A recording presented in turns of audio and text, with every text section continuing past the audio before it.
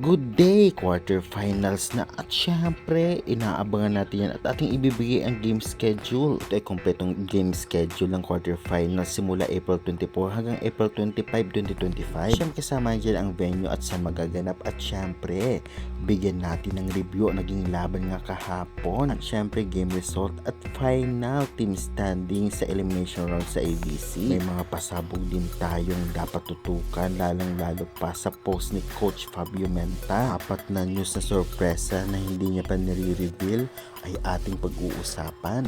Pain in Pink, talaga namang trending. Jemar de Guzman, aalis na kaya ng CCS o di naman kaya surprise ito para bumalik siya, ating pag-usapan. VNL Women's mukhang gaganapin dito sa Pilipinas. Kaabang-abang ito sa 2026-2027. Sa Domingo nilapitan ang dati niyang ka-teammate sa Nakon Ratchasima. Isang magaling at veterans player.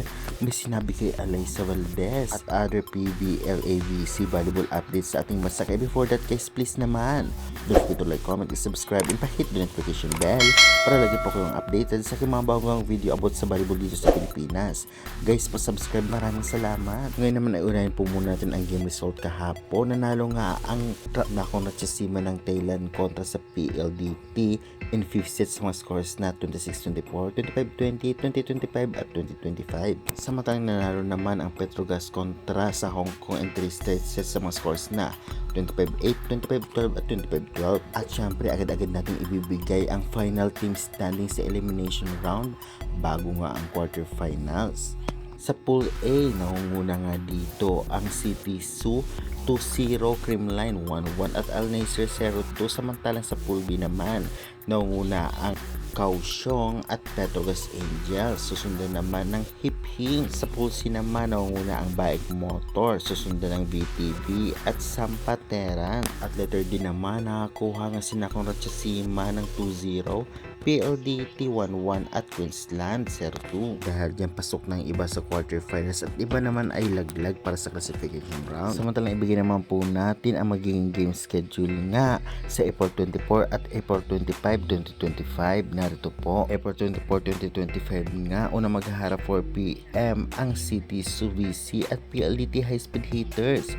Susundan naman 7 PM ng Baik Motor Volleyball versus Petrogas Angels. Venue po nito ay sa Pulse Sports Arena. At syempre, magtatanong ko sa ito mapapanood, maybe VBTV nga, na talaga namang i-download niya lamang po ito sa App Store or sa Play Store at mag-register kayo para makapanood kayo ng live. Oo, may bayad nyo na, syempre sulit naman. Samantalang maghaharap-harap naman ang Kaohsiung Thai Power versus BTV Win 4 PM at susundan ng 7 PM. Ito nga ay Nakon Ratchasima versus Creamline Coast Smashers. Kaya good luck na lamang sa lahat ng teams at sana magka-podium nga ang Pilipinas ngayon sa ABC League Championship 2025 na ito. Ngayon nga ipag-uusapan natin ang mga latest update, issue o controversy sa mga players. Kitang-kita nga natin na talaga namang grabe ang supporter ni Sed Domingo na dati nilang ka-teammate sa Nakon Ratchasima. At nakapagpa-picture pa nga itong si Sed kasama nga ang dating players na Nakon Ratchasima noon pa habang naglalaro pa siya bilang import. Isa rin sa talaga ng pinag-usapan ito ngang CCS Pink Nation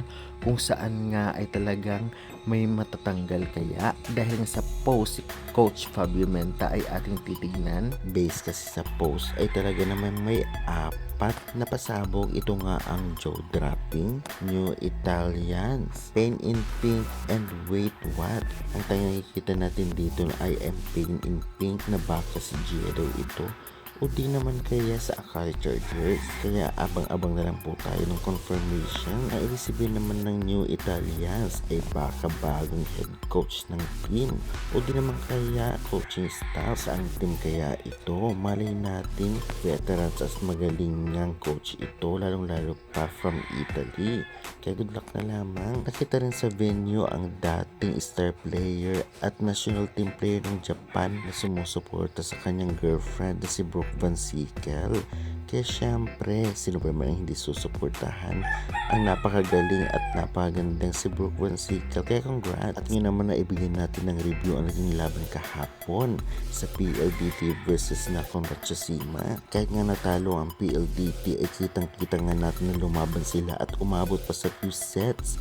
Sa first sets pa lamang at second set ay kitang-kita natin na dihado nga dito ang PLDT dahil sa mga errors. Ngunit sa first sets ay lumaban. Sayang kasi ay talagang naunahan sila. Grabe pa rin ang depensa ni Kat Aradon. Maaasahan talaga. Kung overall ang pag-uusapan, lahat nag-ambag sa PLDT. Sasabi nga natin na game changer dito si Fajardo at itong si Palomata. Dahil nung una, first and second set ay hindi masyadong effective si Mika Reyes dahil patapik-tapik sana at nakukuha nga ang kanyang mga drop ball.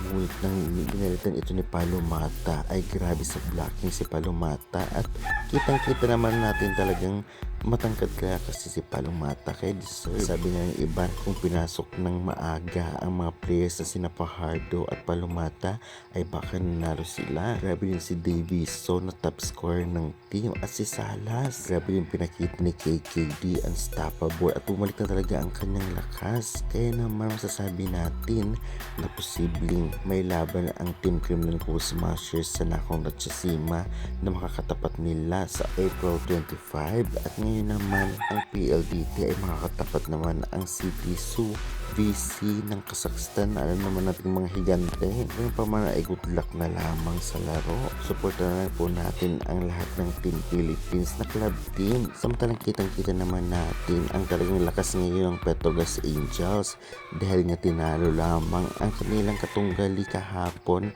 kontra Hong Kong in 3 straight sets at medyo tambak. Ngunit alam naman natin na baguhan pa ang players ng Hong Kong. Mali natin sa mga susunod na taon ay lumakas din sila. Tinapos agad ito ng Petrogas Angels at hindi na pinaisa ang Hong Kong. Lalong-lalo pa pinag-uusapan dito ay ang quarterfinal slot. Masasabi nga natin kung ikukumpara natin sa other import, medyo mahina nga si Day at sana lumabas na ang kanyang galing, lalong-lalo pa ang mga susunod na mga kalaban ay napakalalakas. Dahil kitang-kita nga natin hindi pa masyadong effective ngayon si Day laban nga sa ibang club team. Mali natin kinakapapan nito ang sets niya kaya naman hindi pa masyadong effective.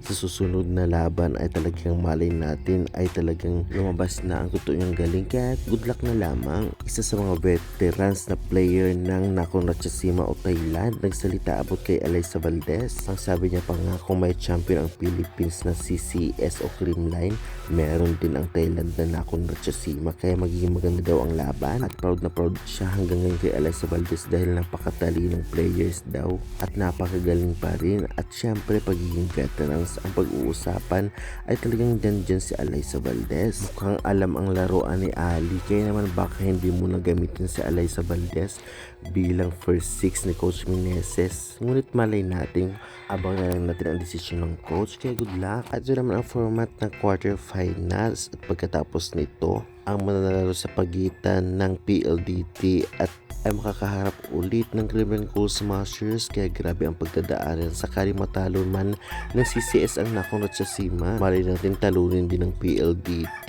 ang Kazakhstan dahil bilog ang bola ngunit napakatatangkad talaga ng Kazakhstan. Samantalang sa Petrogas Angels naman ang makakaharap nila ay China na alam naman natin napakatatangkad at napakalalakas din pumalo. Sakaling manalo naman ang Petrogas ang makakaharap nila ay kung hindi Vietnam ay Chinese Taipei. Grabe ang lalakas na.